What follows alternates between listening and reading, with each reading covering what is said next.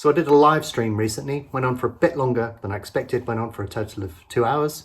2 hours is a lot of video to watch. So what I've done is broken out some of the content and put it into smaller snippets. And we're going to look at one of those in this video. If you're interested in trading with BetAngel, then visit our website where you can download a free trial of BetAngel Professional and BetAngel Trader. If you want to learn how to use them, then visit the Academy where we give you a detailed, structured walkthrough of each product. And if you're an existing user, then head on over to the forum where we have a load of files for you to download to customize and use within BetAngel. Very often people ask similar sort of questions, and one of the one that was most liked from the comments on the video that was a precursor to this was, in your opinion, what's the biggest influence on price of any horse in your opinion? What factors provoke price movements and so on and so forth? And I think it's probably the most common question that I get asked is, what causes the price of a horse to move? But you've got to answer this in a number of different ways because there's never one particular factor. When you look at the way that racing develops, there was a good example today in the Betfair Chase. Bristol de Mai, when you look at its form stats, likes heavy ground. So when I looked at that race today, I was thinking there are a number of factors that could lead me to do a trade on that particular race. It's a good example of this, actually. And when you look at the form, you could see that most of the times that that horse has placed or won has been on heavy ground or soft ground. And as a consequence, you can look at that and you can sort of say, well, this horse, if the rain comes, then it's probably more likely that that particular runner will be backed. But then you run into this problem of, is that already priced into the market? Are we actually seeing that that activity is specifically priced into the market already? How do we know that? Because you're looking at all of those runners, and I say all of them, there are only 5 today, which makes it quite a nice market to give as an example. It's a bit easier with 5 runners, but you can actually see how the market is beginning to discount that information and whether you think that the market is discounting it. Because actually, when you looked at Bristol de Mai today, the price was sort of gently drifting a little bit, but in the last period before the race started, then the price did eventually come back in. So regardless of whatever process you're using to forecast that, you really have to look specifically at what the market is doing at that particular moment in time. So most of whatever you discount or however you try and look at stuff, fundamentally speaking, especially on racing that's pre-off racing is an opinion-based type of trade, you have to look at that and you have to sort of say, regardless of whatever research or process I've ever done, what actually is the market telling you? What are people actually doing within the market? And that brings into play another aspect of it all as well. So the problem that we had today, you probably saw me moaning on Twitter, I moan on Twitter all of the time, was that there were lots of races today. So the problem that we had today is there was one race and then another, and they're all bunching up next to each other. And we had Lingfield that was basically just in front of Haydock. So the problem that we had with that is the later that Lingfield went off, the less time we had for all of the real money to arrive at Haydock. And that was a bit of a pain. That was a bit of a problem in terms of it wasn't really allowing us enough time to see exactly what people were doing. All of that activity was sort of compressed. It was sort of crushed into the final few minutes before the start of the race when loads of money would arrive. And that was quite likely to change your opinion in terms of what was likely to happen. So it was really, when you're pre-off, trading racing pre-off, you're predominantly trying to just understand where that flow is. It doesn't matter what sort of information that you look at. You have to be careful not to use that to justify a position. So, a good example I can give you of this is somebody came to see me once. He was a horse racing expert. He was interested in trading. So I sat down with him and showed him a trade.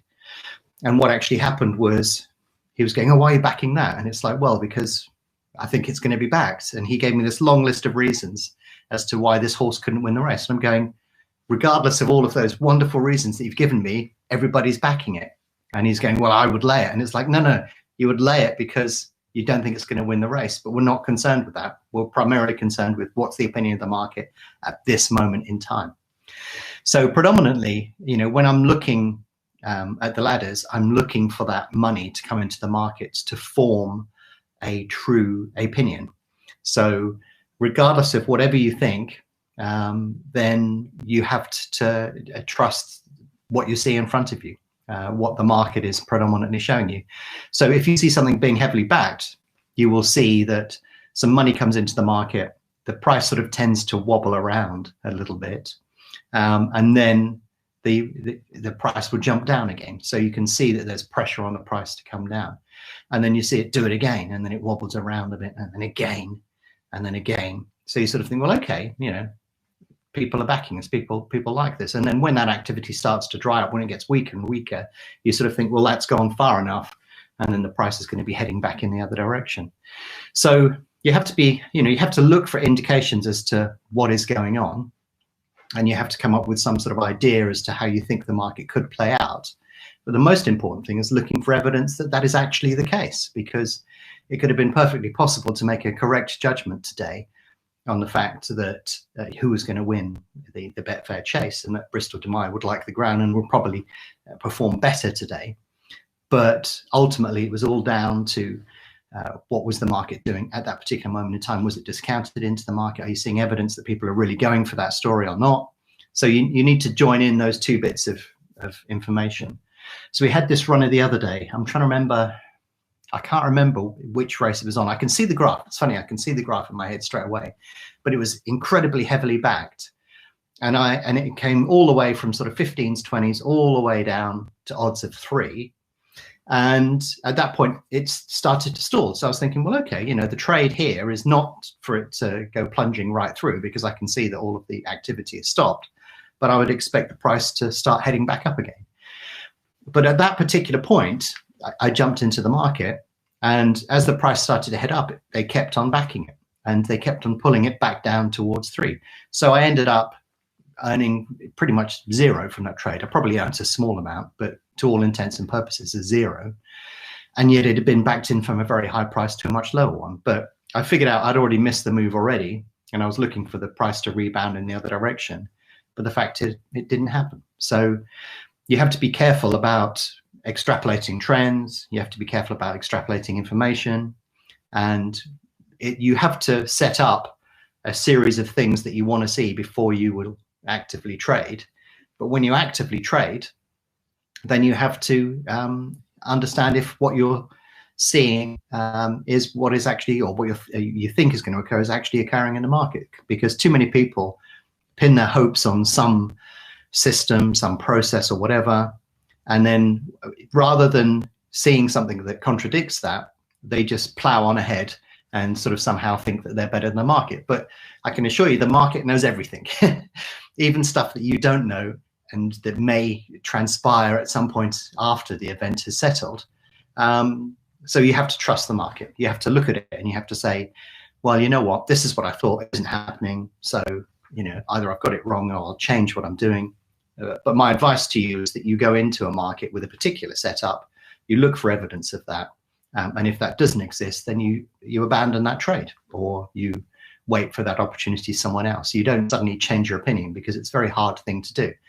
Because if you let the market change your opinion on what you're looking for and what you're doing, then it's bullying you, and you'll probably end up on the wrong side of that. So it's much, much better to come up with a list of things that you're looking for, and then actively participate on that market. So I didn't actually get a decent result from, I made a small profit on the Betfair Chase today, but I really thought that we would see some money for Bristol De Mai as we approached post time, which we did see. But the problem that, I sort of got that right. I could see that that was happening within the market. But the problem that we had was Lingfield only had 3 runners loaded in the race just before the feature. And as a consequence, I couldn't really commit decent money into the Haydock market, because my concern in a market that isn't flowing fully is that if you make a mistake, you can't get out. or you can't get out without taking a decent loss. So that's part of my entry criteria, is having the liquidity there, because if the liquidity is there and you make a mistake, you can dump your order and you can do it at the current price. But if you're in an illiquid market and you make a mistake, then you're going to be scrambling around to try and exit your trade, and you won't be able to. You're going to end up chasing the price out against you, which makes the trade worse, and you're going to lose money, and it all goes horribly wrong. So in my little criteria of things that I need to be able to trade confidently, one of them is liquidity, not volume, but liquidity, the amount of money that's getting matched per second, because that tells me that if it's all gone horribly wrong, I can just go, you know what, I've messed up, I'm out of here. And then you move on to the next market. So the problem I had at the Betfair Chess today, that was one of my worst results of the day, was that just wasn't there. And I generally got the market mood and feeling and the structure right, but it was too late for me to do anything serious on that. And so I just didn't really push it. And as a result, I didn't really get much from that race today, which was really disappointing. But we have Lingfield to thank for that. So thank you, Lingfield, for messing that up today. But actually, I did all right overall today. I did better than I imagined I would do today.